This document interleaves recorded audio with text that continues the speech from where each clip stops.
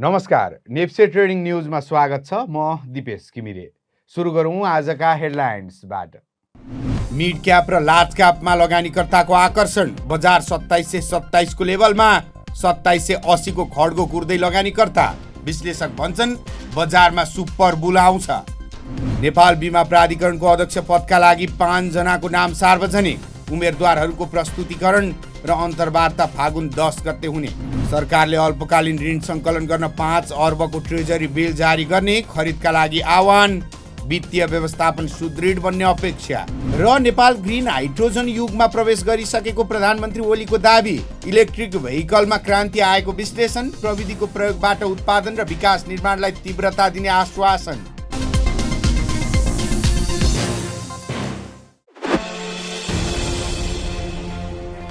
Share बजार जोखिमको क्षेत्र हो। सो अध्ययन गरी विश्लेषण गरेर लगानी गर्नुहोला। विश्लेषकका अनुसार 90% ट्रेडरले गुमाउने देखिन्छ। ज्ञान बढाउन नेप्से ट्रेडिङका फिचरमा जोडिनुहोला।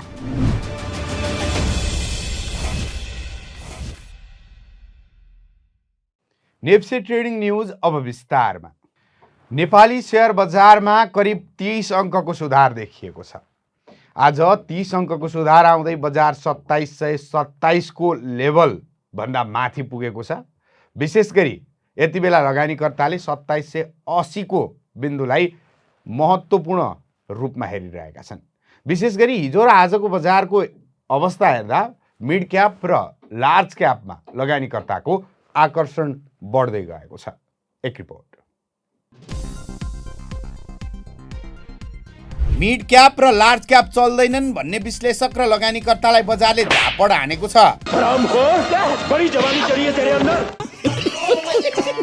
यो साताको पहिलो दिन र दोस्रो दिन आज बजारमा ठुला कम्पनीमा कारोबार रकम बढेसँगै अब हाई क्याप र मिड क्याप कम्पनी चल्ने सङ्केत देखिएको हो। सोमबारको बजारमा नेप्से सूचक 29.87 अङ्कले वृद्धि भई 2727.91 अङ्कमा पुगेको छ। लार्ज क्याप कम्पनीहरूमा क्रियाशीलता देखिन थालेपछि बजारमा नयाँ ऊर्जा थपिएको केही विश्लेषकले दाबी गरेका छन्। सोमबार 6वटा कम्पनीको शेयर मूल्य सकारात्मक सर्किट लागेर बढ्दा 13 मध्ये 10वटा उपसूचक उकालो लागेका छन्। वाणिज्य बैंक समूह 2.16% वृद्धि भएको छ। आजको बजारमा कुल कारोबार रकम 10 अर्ब रुपियाँ भन्दा माथि पुगेको छ। बीमा कम्पनीहरू समेत राम्रो वृद्धिमा रहेकाले बजारमा उत्साहजनक वातावरण देखिएको छ। सोमबार 302 कम्पनीको 1 करोड 80 लाख भन्दा बढी किता शेयर किनबेच भयो। कारोबार रकममा नेपाल पुनर्बीमा कम्पनी 32 करोड 64 लाख रुपियाँ सहित अग्रस्थानमा रहेको छ भने दोस्रो स्थानमा CEDB होल्डिङ्स र तेस्रो स्थानमा NRN इन्फ्रास्ट्रक्चर रहेका छन्।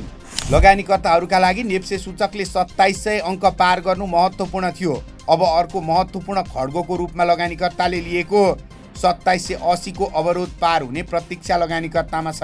यदि उक्त तह पार भयो भने बजारले नयाँ बुल रन समात्ने अपेक्षा लगानीकर्तामा छ। त्यसपछि एकैपटक बजारले बेच्ने मौका भने 3023 को लेभलमा दिने विश्लेषकहरूले दाबी गरेका छन्। यदि त्यो बिन्दु पनि पार बजारले गर्छ भने सुपर बुल हुने दाबी कतिपयको छ। केही महिना अघि 3000 अङ्क पार गरिसकेको नेप्से त्यसपछि ओह्रालो लागेको थियो। पछिल्लो 7 महिनादेखि बजार 2780 भन्दा माथि टिक्न नसकेको अवस्थामा लार्ज क्याप कम्पनीहरूको मूल्य बढ्न थालेपछि लगानीकर्ताहरू पुनः आशावादी भएका छन्।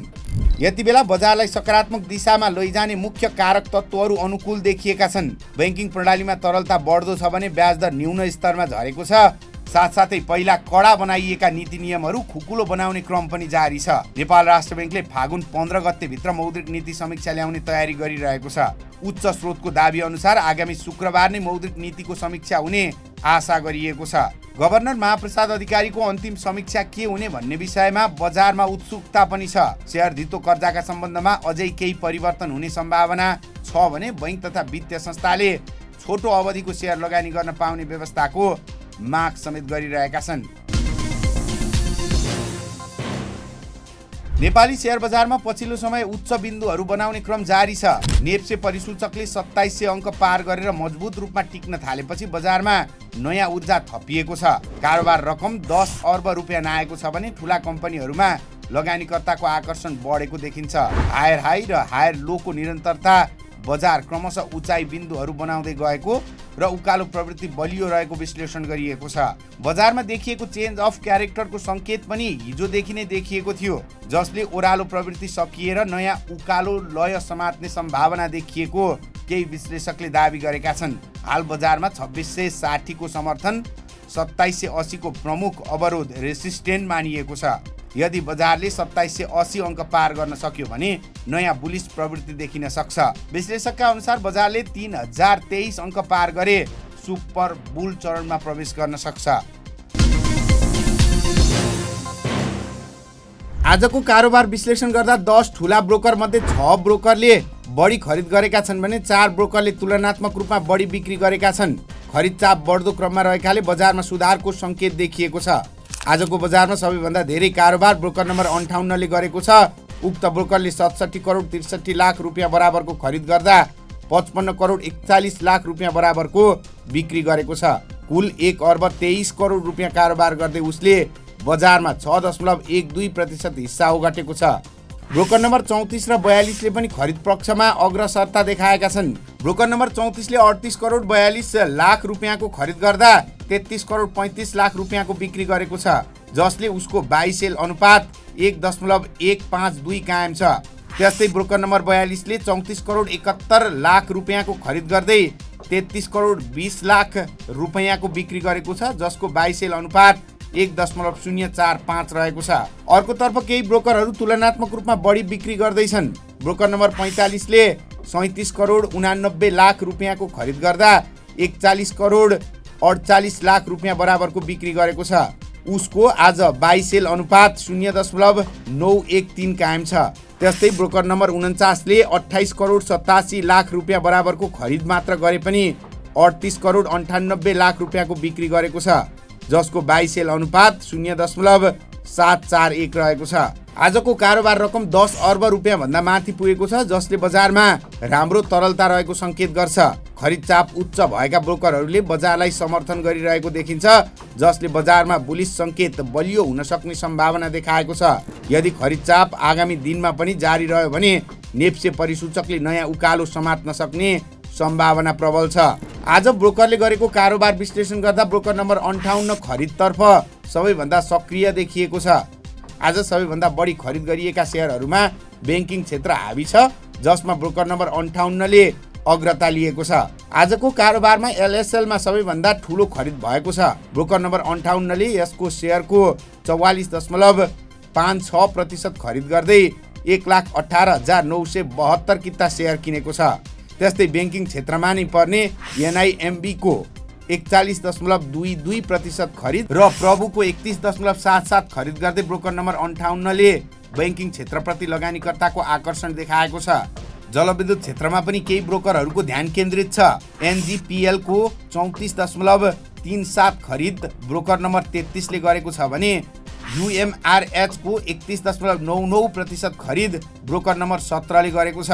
बिक्रीतर्फ हेर्दा ब्रोकर नम्बर 64 सबैभन्दा अगाडि देखिएको छ। यो ब्रोकरले एनजिपिएल 36.45% बिक्री गर्दै सबैभन्दा बढी बिक्री गर्ने सूचीमा शीर्ष स्थान हासिल गरेको छ। त्यस्तै ब्रोकर नम्बर 58 ले पनि बिक्रीतर्फ जलविद्युत क्षेत्रमा बढी सक्रियता देखाएको छ। उक्त ब्रोकरले एसएचपिसी 39.01% बिक्री गरेको छ। नेपाल बीमा प्राधिकरणको अध्यक्ष पदका लागि 5 जनाको नाम सार्वजनिक गरिएको छ। अध्यक्ष नियुक्तका लागि गठित सिफारिस समितिले सोमबार एक सूचना जारी गर्दै कमल प्रसाद रेग्मी, चिरञ्जीवी चापागाई, दामोदर वर्षौला, रामशरण पोडा सैनी र शरद ओझाको नाम सार्वजनिक गरेको हो। प्राधिकरणको अध्यक्ष पदका लागि आवेदन दिएका उम्मेदवारहरू मध्येबाट छनौट गरी उनीहरूको नाम सार्वजनिक गरिएको हो। अख्तियार दुरुपयोग अनुसन्धान आयोगले तत्कालीन अध्यक्ष सूर्य प्रसाद सिलवाल विरुद्ध भ्रष्टाचार मुद्दा दायर गरेपछि उक्त पद रिक्त भएको थियो। त्यसपछि सिफारिस समितिले पुस 26 गते अध्यक्ष पदका लागि आवेदन माग गरेको थियो। सिफारिस समितिले छनौट गरेका उम्मेदवारहरूको प्रस्तुतिकरण र अन्तर्वार्ता फागुन 10 गते दिउँसो 2 बजे अर्थ मन्त्रालयमा हुने सूचनामा उल्लेख छ। सरकारले अल्पकालीन ऋण सङ्कलन गर्न भोलि 5 अर्ब बराबरको ट्रेजरी बिल सार्वजनिक गर्दैछ। सार्वजनिक ऋण व्यवस्थापन कार्यालयले 182 दिने ट्रेजरी बिल मार्फत सो रकम उठाउने जनाएको छ। बैंक तथा वित्तीय संस्थालाई ट्रेजरी बिल खरिदका लागि आह्वान गर्दै सार्वजनिक ऋण व्यवस्थापन कार्यालयले सूचना जारी गरेको हो। इच्छुक बैंक तथा वित्तीय संस्थाले सोमबार दिउँसो 3 बजेसम्म आवेदन दिन सक्नेछन्। सार्वजनिक गरिएको ट्रेजरी बिल नवीकरण नभई नयाँ फ्रेस रूपमा जारी गरिने भएको छ। यसअघि माघ 28 गते सार्वजनिक ऋण व्यवस्थापन कार्यालयले 3 फरक अवधिका ट्रेजरी बिल मार्फत 21 अर्ब रुपैयाँ सङ्कलन गरेको थियो। सरकारी वित्तीय व्यवस्थापन सुदृढ बनाउन ट्रेजरी बिललाई प्राथमिकता दिएको सरकारले जनाएको छ। प्रधानमन्त्री केपी शर्मा ओलीले नेपाल ग्रिन हाइड्रोजनको युगमा प्रवेश गरिसकेको बताएका छन्। सोमबार लुम्बिनी प्रदेश सभालाई सम्बोधन गर्दै उनले इभी इलेक्ट्रिक भेहिकलसँगै नेपाल हाइड्रोजन ऊर्जा प्रयोग गर्ने युगमा अघि बढिरहेको दावी गरे। उनले पानीबाट अक्सिजन र हाइड्रोजन छुट्याएर कम्प्याक्ट हाइड्रोजन ब्याट्री बनाउन सकिने र यसले सवारी साधनलाई लामो दूरीसम्म लैजान सक्ने बताए। अरू खालका होइन, अब इभीको समयमा गइसक्यौँ हामी। इभीको समयबाट पनि ग्रिन हाइड्रोजनको समयमा हामी गइसक्यौँ। त्यसकारण अब ग्रिन हाइड्रोजनको प्रयोगबाट चल्ने चलाउने खालका सेफ्टी मेजरमा त्यत्तिकै ध्यान दिने र सँगसँगै सस्तो टिकाउ र त्यसको ब्याट्री पानीबाट हाइड्रोजन छुट्याएर अक्सिजन र हाइड्रोजन छुट्याएर हाइड्रोजनलाई कम्प्याक्ट गरेर प्रेसर गरेर सानो ब्याट्री बनाउन सकिन्छ र ब्याट्रीले धेरै टाढासम्म कुनै पनि सवारी साधनलाई पनि लान सक्छ। प्रदेश सभा बैठकलाई सम्बोधन गर्दै प्रधानमन्त्री ओलीले प्रविधिको अधिकतम प्रयोगबाट उत्पादन र विकास निर्माणलाई तीव्रता दिनुपर्ने धारणा समेत राखे। उनले कम खर्च बढी लाभ दिने गरी प्रविधिको प्रयोग गर्ने उल्लेख गरे। हामी नेप्से ट्रेडिङ न्युजको अन्त्यमा आइपुगेका छौँ। जाँदा जाँदै हेडलाइन्स पुनः एकपटक। मिड क्याप र लार्ज क्यापमा लगानीकर्ताको आकर्षण। बजार 2727 को लेभलमा 2780 को खड्गो कुर्दै लगानीकर्ता। विश्लेषक भन्छन् बजारमा सुपर बुल आउँछ। नेपाल बीमा प्राधिकरणको अध्यक्ष पदका लागि 5 जनाको नाम सार्वजनिक। उम्मेदवारहरूको प्रस्तुतिकरण र अन्तर्वार्ता फागुन 10 गते हुने। सरकारले अल्पकालीन ऋण सङ्कलन गर्न 5 अर्बको ट्रेजरी बिल जारी गर्ने। खरिदका लागि आह्वान। वित्तीय व्यवस्थापन सुदृढ बन्ने अपेक्षा र नेपाल ग्रिन हाइड्रोजन युगमा प्रवेश गरिसकेको प्रधानमन्त्री ओलीको दावी। इलेक्ट्रिक भेहिकलमा क्रान्ति आएको विश्लेषण। प्रविधिको प्रयोगबाट उत्पादन र विकास निर्माणलाई तीव्रता दिने आश्वासन। हवस् त नेप्से ट्रेडिङ न्युज आजलाई यति नै। हेर्दै गर्नुहोला nepsetrading.com। नमस्कार।